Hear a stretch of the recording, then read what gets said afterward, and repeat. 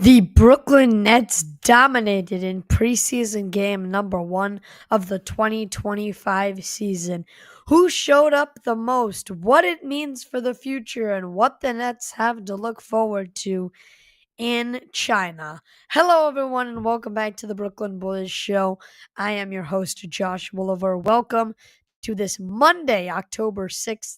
2025 episode. Appreciate you all tuning in on the show. Smash a like and hit subscribe on your way into the building here. Completely free. Helps us grow a ton, pushes our content out to fellow Brooklyn Net fans like ourselves. So if you're new, hit subscribe. That helps us grow.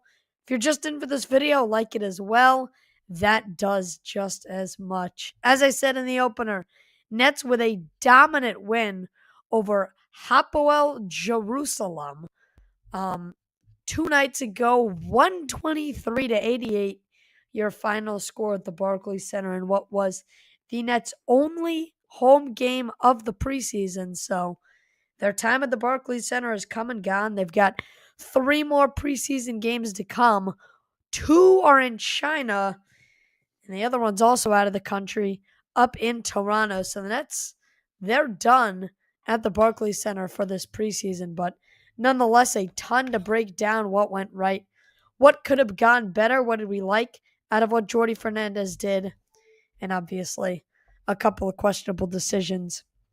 So I'll pull up the box sheet so you guys can watch along with me, have a little bit of a visual guide at where I'm looking right off the bat. And obviously, stats don't mean everything, but when you're looking at the preseason as a whole and what the Brooklyn Nets did, you got to understand that what they put on paper is a lot of how they're going to be assessed. So, quick glance at the box score, and you understand that. Take a look at the minutes column. Nobody played more than 20 minutes a night. That's where Jordi Fernandez's headspace was at coming into the day. He wanted to get everybody in. And I think, besides the exception of Fenbo Zhang, everybody got into the game for the Brooklyn Nets. So good to see Jordi Fernandez is able to execute that plan of his. And yeah, Drake Powell, Yegor Gioman, and Haywood Highsmith were all ruled out for this game due to injury, so they were never going to play in the first place. Besides that, everybody comes in off the bench. So you're talking about the starting 5 plus another 13 or so coming in off the bench. And obviously where I have to start is the rookie who ran the point, and that's Ben Suraf. Look, take a look at that stat line. 18 minutes, 4 of 6, 1 of 1 from 3, but he committed 5 personal fouls in the first quarter of the game. 5 personal fouls in the first quarter of the game. I'll give him a little bit of credit. He is a rookie. And Jordi Fernandez talked a little bit about this in his press conference that we'll get to. 5 fouls. You love the physicality. You love what the Nets did. But Ben Suraf, that just cannot happen. And it sort of put an asterisk on what was a great, or a pretty good, I should say, not a great, but a pretty good debut in a Brooklyn Nets jersey. At the end of the day, he throws up 9 points, but it's the 6 assists that will make the eyes flash the most from Ben Suraf's stat line. 1 of 1 from 3, you love to see, but that's not really what you want out of Ben Suraf. The 3-pointer isn't what makes him great. His ability to attack the rack, 6 assists again, is great to start, especially playing less than 20 minutes in your first NBA preseason game. And if it's a role that he's going to have to fill in, he's going to be the guy that this coaching staff trusts to fill in for Yegor Gioman. That says a lot because he was the last guard out of 3 that you took. So what does that sort of say about Traore? What does that sort of say about what Ben Suraf has done? We heard a lot about him in the preseason and in training camp. We heard voices inside the organization saying how impressed they were. And he impressed me on the basketball court, but again, you limit the fouls there, and that is a much better preseason debut than what you're looking at. But 9 points, he had a couple athletic moves. Just clean it up defensively, and you're looking good if you're Ben Suraf. Does this mean a ton about where they stand on Nolan Traore? Probably not, but it means they're probably seeing him more of as a 2. Again, I talked about this with Connor on the live stream that we did fourth quarter on right in an immediate post game. If you haven't watched that, flip over there after to see our sort of live reaction to the fourth quarter of the game. And then we talked on the post game a little bit as I have to turn my mic up. I didn't realize it was that far down. Tell me if you can hear me better in the chat if you're listening live. But for what we said live was, I forget what we said live. I forget. I lost my train of thought. I had to turn the mic up and I lost my train of thought. However, Ben Saraf, you talk about a guy, good preseason debut. Again, limit the fouls on the other end of the floor. Oh, I know what we were talking about. We were talking about how on this Nets team, there's going to be like a lot of sort of loose particles floating around in a sort of chemistry way, and they're not bonding to each other at a positional sense. Nobody's going to be the set 2 on this team, the set 3. With an exception of a couple guys, probably Nick Claxton at center is the highlight. There's going to be a lot of free-forming with this lineup, but it's not going to be traditional. Nets will run big, they'll run small, they'll run any way you put them. I'm sure they'll have Gioman play what is the effective 3 and not have him be the primary ball handler, but his role on the court will probably still be to be that number 1 passer, regardless if it's him taking the ball up the floor or not. That's probably still going to be the asset to Igor Gioman's game. So that's the way I look at it. A lot of fluidity is another term you could use to describe how Traore, Saraf could all slot in behind Igor Gioman, behind Cam Thomas. And again, you got to hope this Igor Gioman injury isn't anything long-term and significant. If it's not, he will be the regular season number 1 starter. But the Nets flew to Macau, China today, take on the Phoenix Suns. 2 in China. Fenbo Zhang was a coach's DNP. He goes to his hometown in China. The Nets have to play him, I feel like. It would be a moral crime to not play the guy in front of his home country. Maybe they were just saving him for these 2 games and they want him to play a lot in China. That could be where Jordy Fernandez's head was at. But I also kind of think you want to play Fenbo Zhang, you'll get him in during that game. Another starting lineup decision that was, a little bit quirky, but turned out in the Nets' favor, at least for last night. You start Terrence Mann over Zaire Williams, and come the start of the regular season, I probably want Zaire Williams in the starting lineup just because I think he adds a little bit more defensive versatility. His athleticism as a younger guy compared to Terrence Mann brings the upside. And again, it's you just paid these guys. You want them to play as much as they can for Brooklyn. So I understand that part of it. But Terrence Mann, boy, he had himself a day. The leading scorer for Brooklyn with 15 in 19 minutes. So Terrence Mann, by all means, if you want to play like that, you'll have a starting role in Jordy Fernandez's team. 6 of 7 from the field. No pun intended for my millennial audience. 2 of 2 from 3. Was in there. Got a couple rebounds. Didn't dish the ball out at all. No assists, no steals, so was pretty much a cone everywhere else. But he was an efficient scorer. Well over 75% from the field. Closer to 85%. So, Terrence Mann, well done. You're the Nets' leading scorer. Don't think it'll last long. But that leads me to my next point. Who will be this team's leading scorer? Because I talked about this on the pregame. Something to keep an eye out for. Cam Thomas and Michael Porter Jr., how the two flesh and combine with each other, and are they smooth? Are they willing to pass? Is an important question. Moral of the story is neither of them were necessarily ball hawks, which is I'm a little bit surprised by. Obviously, it's the preseason, so both guys played less than 20 minutes on Saturday. So you can't take too much out of this, but they both gave you 4 assists.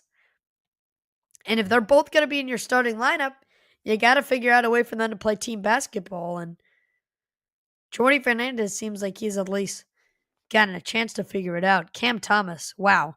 He put in defensive effort on that end of the floor. Scored the basketball well. If nothing else, You gain nothing out of this year except for a lottery pick.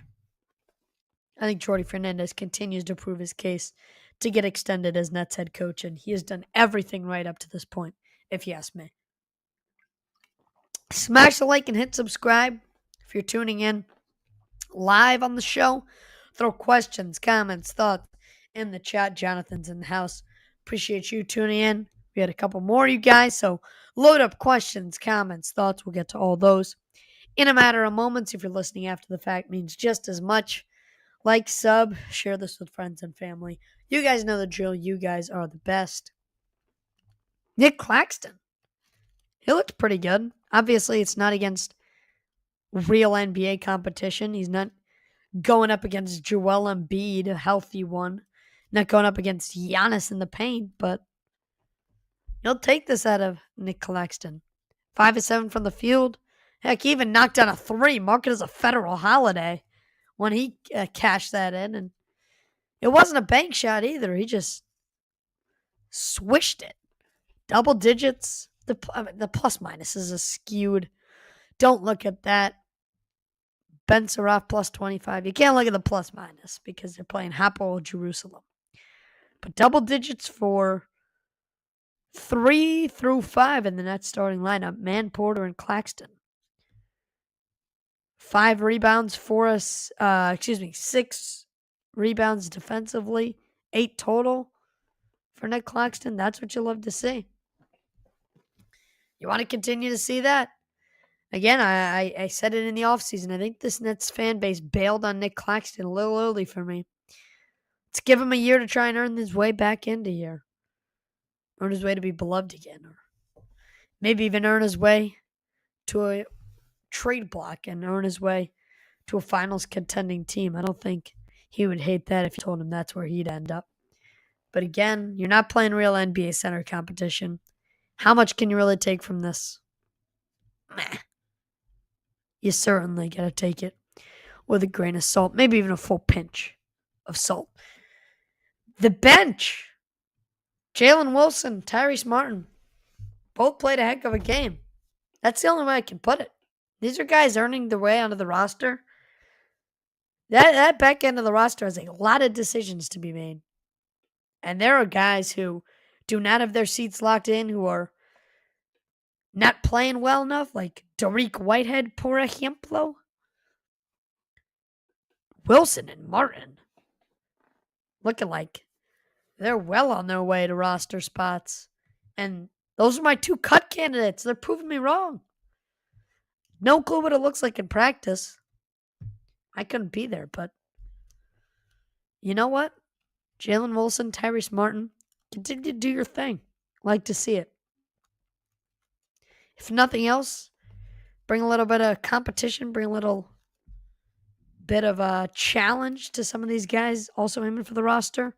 Make Jordy Fernandez think about it. Last year it wasn't like this. I feel like last year's roster cutdown day was much more laid back. We weren't talking about all these changes, and obviously you didn't have the draft pick, so it's 5 roster spots right there that you got to dish out if you're Brooklyn. Obviously, a couple of those guys will be put down to Long Island for a little bit, but that's still taking up a standard roster spot because you'll have them on contract. And then for that final 2-way spot, you already have Etienne and Liddell filled out. Are you talking about Fenbo Zhang coming in here? Didn't play yesterday, so we'll see again. Hopefully he gets some run in China. He was the only non-injured net to not touch the court. Here's a guy that's been injured in the past.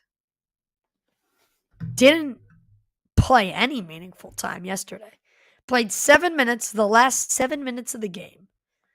A guy who is the definition of roster bubble for this Brooklyn team. Trying to earn his way on here. Former first-round pick. But the injuries have killed him. You all know who I'm talking about. Mr. Dariq Whitehead. Who I'm not sure at this stage the Nets can afford to give a roster spot to. And yes, I joke all the time.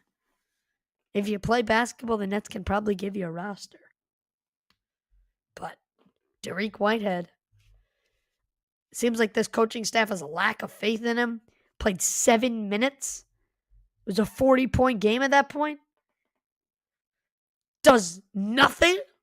Literally nothing. Puts up 2 points. Thing that bothered me the most about Dariq Whitehead, how he played, no off-ball movement. The guy would get rid of it and it'd be a stone, waiting in the corner, camping. Might as well pitch a tent in the corner, Dariq Whitehead. Nobody's passing to you. You haven't earned anything. You're not a knockdown shooter. You don't just get to go stand behind the 3-point line like Michael Porter Jr. and hit at 40% clip. You haven't earned anything. You want to camp behind the 3-point line? How about you earn your stripes first, buddy? Everyone else here wants to make the team too. You're putting in no effort, Dariq Whitehead. None. I mean, it's almost like the guy thinks he has a guaranteed roster spot. Unless Sean Marks welcomed you into his office, said, don't try this preseason, I don't know what you're doing. You are playing your way out of a roster spot. And that is the final 7 minutes of a game that your team is up 40 against a EuroLeague team. Should that not be the time where you're feasting? Shouldn't that not be the time when you're proving what you have left in the tank? If you want to prove to the Nets that you can continue to play basketball at a high level, I suggest you get off to a hot start against Hapoel Jerusalem. That is no disrespect to them. But I mean, Dariq Whitehead, nada tostada in the scorebook. 2 turnovers, 2 shot attempts. The guy couldn't create any separation. As soon as he got the ball, he was looking to just hand it off to someone else. And again, no off-ball movement. Disappointing. If I can draw anything from this game, it's that A, the Nets have a lack of confidence in Dariq Whitehead. B, the guy must have a lack of confidence in himself. I don't see anybody else doing that. These are guys trying to earn their way onto the roster. Again, Dariq's like not locked into a 2-way like some of these other people are. And he has failed to impress once again. You hope the injuries aren't lingering. But man, that was not good for Dariq Whitehead and his chances to make the roster. Smash the like and hit subscribe. Dariq Whitehead mini rant right there for you guys on the show. If you haven't done so yet, head over to our Instagram. Follow us over there, _Brooklyn Boys, where all our coverage is at. We're doing halftime analysis, chats over there. Pre and post game segments should be coming to you shortly. Not sure how we're going to do the China games. 8 a.m. on a Friday. I'm sure it's perfectly convenient for that time zone. Let me check what 7 a.m. Eastern in Chinese time is. That would be 7 p.m. So they're 12 hours ahead of us. So that is inconvenient for us Brooklynites. But whatever, we work through it. Someone who impressed me, but wasn't a starter, but played decently well, showed you the flashes. The scorebook's not going to tell you it. All the way at the bottom, Nolan Traore, 18, 2 for 6 from the field, only 7 points. But he was flying. He could get anywhere. That speed, chef's kiss, Nolan Traore. Couple of those skills flashed. Makes you think about, maybe that's knew what they were doing, taking him with the 19th pick in the draft. He played really well. I am super excited to see him. I'm excited to see all these rookies. But man, just Traore's skill set That flashed. And his speed. I think the Nets can scheme a lot around that. You take these young guys, you play them to their advantages. That's what you get out of drafting 5 rookies. You have 5 guys with all totally different advantages. Hard to scheme defenses around it. Troy could be a defensive backbreaker. If you haven't already, smash a like and hit subscribe to stay tuned on the show. Let's get to your questions, comments, thoughts in just 1 minute. We'll take a break. Hear a word from today's presenting sponsor, Shoreline Sports Cards. Get right back to it. You guys are the best. You're listening to the Brooklyn Boys Show live Monday, October 6th. It's our first recap of the season, baby. Stay tuned. We'll see you on the other side. You are listening to the Brooklyn Boys Show with your host, Connor Long. If you're enjoying the show, drop us a sub and leave a like. It helps more Nets fans find us. Quick break, then back to talking Brooklyn Nets basketball.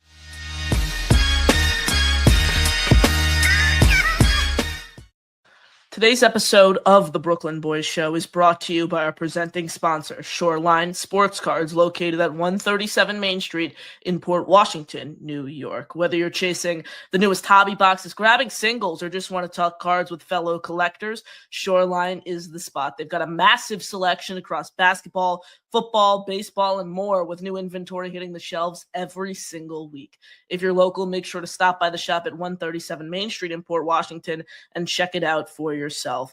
If you're not in the area, no worries at all. You can still keep up with Shoreline by following them on Instagram, eBay, and whatnot for product drops, live breaks, deals, and hobby updates. All links are right in the description down below. Huge thanks to Shoreline Sports Cards for supporting the show and the Brooklyn Nets community. You're listening to the Brooklyn Boys Show live on YouTube. Smash the like and hit subscribe. If you haven't done so yet, it helps us grow this channel. We are oh so close to 500 subscribers. We are trying to get there by the start of the season, preferably by the end of the preseason. I think it's 457 last I checked. We plateaued towards the end of the offseason in the dead time. We ramp it back up. NBA basketball is back. The diehards are here for the long haul. But if you haven't yet, it is super duper simple. Hit subscribe. We got a couple of you in the house right now. Hit subscribe, hit like if you haven't done so yet. You guys know how much it means to me. To your questions, to your comments, to your thoughts. Load those up. We'll get to each and every one of you. Jonathan has a line, but look, nobody else is after that. You will get read immediately. Should you send in a chat, we will read this and get started. Here a little bit from Jordy Fernandez on the presser at the end of things. Jonathan starts us off. Key takeaways are Claxton should boost his trade value with all these playmakers. Noah Clowney looks ready to break out. Cam is trying to be a better playmaker, and Saraf needs work. Amen to Noah Clowney. The guy goes 6 for 6 from the field. Where is he at? Right there. 16 minutes, 5 of 5 from the field, 2 of 2 from 3, 13 points. The only net off the bench in double digits. Noah Clowney, baby, you're looking great. Guess who talked about him all offseason? I don't want to boast, but I did. Clowney, I would love for him to have a bigger role this year. Expand it. Look, the center position is going to be full. But all that means to me, you rotate. You throw mixes at other teams. It's hard to scheme when you're talking about Day'Ron Sharpe's fresh into the game, Noah Clowney, Nick Claxton, MPJ, Danny Wolf, Gonzaga legend. And I don't know how we haven't gotten to him yet. The stash, Drew Timme. Fresh legs at the center spot. That's going to do a lot for this team. What I think makes a good coach out of Jordy Fernandez this season, not only the system he runs, not only plays he calls, definitely not the record he plays to. His ability to manage the lineup and use the depth he has to his ability. It's ironic. The Nets are going to be the worst team in the league. But that doesn't mean you don't use the depth you have. To an outside eye, everyone's just going to mark the Nets down. Free win, free win, free win, free win. Nets should be confident. Nets should be confident inside the building that they have some stars on their hands. You got to let Noah Clowney break out, Jonathan. Noah Clowney doesn't break out by playing 10 minutes a night and getting overshadowed the entire time because this team doesn't let him find a role. That's not how Noah Clowney breaks out. This Nets team has to use their assets very, very wisely and not let it slip out. And if you don't use them properly, you let it get away. It's just missed opportunities, not well coached team. The players on the bubble played in this order, says Jonathan. Martin, Wilson, Timmy, Whitehead. Martin is getting positive vibes while Derek played 7 minutes, which is yikes. Yeah, Derek played 7 minutes, and those 7 minutes looked as bad as he could. Martin and Wilson, those were the guys that were bye-bye for me. I've been saying Timmy's a roster lock, but he has an awful preseason. He could easily be out the door. I like what he brings to the table, but again, yeah, you're right. Martin, Wilson, those are the guys that can play their way into a roster spot this preseason. And if they play well enough, you're talking about securing on the 15. If they don't, no problem saying goodbye to Jalen Wilson.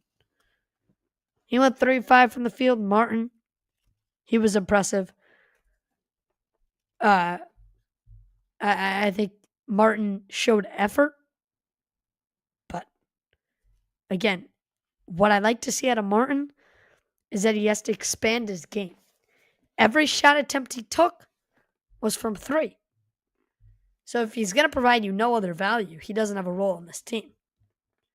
If he's just going to camp at the 3-point line, again, we have guys to do that. MPJ, Cam Thomas headline the group of guys that are allowed to camp at the 3 and not do anything. Martin, if all you can do is go 1 for 5 from 3, there's guys that bring me better value with a roster spot. So he plays his way into it this preseason. No doors are closed, but he has an outside track in my book. But I think that's a little bit of why Jordy wanted to see a lot out of him today. Ben Sroff's teammates were really hyping him up in training camp, and besides making 1 3, not much has changed since he needs to seriously work on his defense and offense. I thought he played offense really well. I'm going to be honest with you, Jonathan. He passed well. He used his build well, if that makes sense. Defense, yeah. I mean, that's maybe he's just used to the more physical EuroLeague. You hear that a lot with guys, like how much more physical it is in Europe. So maybe the body contact that he used to be able to get away with there, that's clean defense across the pond, they're calling it in the NBA, and it was NBA refs last night, even though it was the Nets versus a EuroLeague team. So maybe that's where that stems from, and maybe that's something that just coaching has to work on, and it'll get better, but I'm not sure. You're right. That defense really has to get better, or else he's not going to be able to have sustained time on the court. His 6 assists were fine, but he played with the vets, but 5 fouls before half is unacceptable. And he needs to show he can make a jump shot consistently. Absolutely. There's nothing to a guard without the shot, Jonathan. In the modern day, if you're going to be a 1-2 hybrid, you better be able to make some shots. And he hasn't shown that yet. But passing and his the passing was good. His defense is shooting. Got to get better. Bobby Marks recently said Sean Marks might use the cap space before the season opener because waiving Martin and Timmy would open up cap space that has to be spent. Yeah, I don't think so. I think they're done. They did their little, right before training camp started, they did their little sign and wave and sign and wave. Sign and wave, 82,000, cut immediately, 82,000, cut immediately. Tell me you got nothing better to do besides that. Anything to get over the salary floor. Anything but be under the salary floor for this team. That's how they mismanaged their money this offseason, Jonathan. Went into it with the most money in the NBA. And they took on MPJ's salary dump. They took on Terrence Mann's salary dump. That's it. Besides some minor ones, Haywood Highsmith, I barely call a salary dump. Looking at a $5.5 million hit. That's nothing. I sincerely doubt if the Nets had plans to use that cap space. Why do those stupid $82,500 sign and immediate cuts? Makes no sense. Smash the like and hit subscribe if you haven't done so yet. You're listening live to the Brooklyn Boys Show. I'll play a brief clip for Jordy Fernandez's presser. Break that down before we go. Comment, like, share, subscribe. That's it. You did say you're going to try to play just about everybody. I'm wondering what, understanding that the game may have been a little lopsided, but what are some of the things that you took from the performance out there? What were some of the things that you were looking to see? I think the guys play extremely hard. I just want to cut down the fouling, and I like the physicality, and I think that turns into fouling. It's fine purposely, but not when you're using your hands instead of your chest and technique-wise. So the fouling could have been better. And then the fourth quarter, we got 9 turnovers. Otherwise, we were on pace to, be very good taking care of the ball. 15 still not bad in a 48-minute game. But you see it right there with how aggressive we were.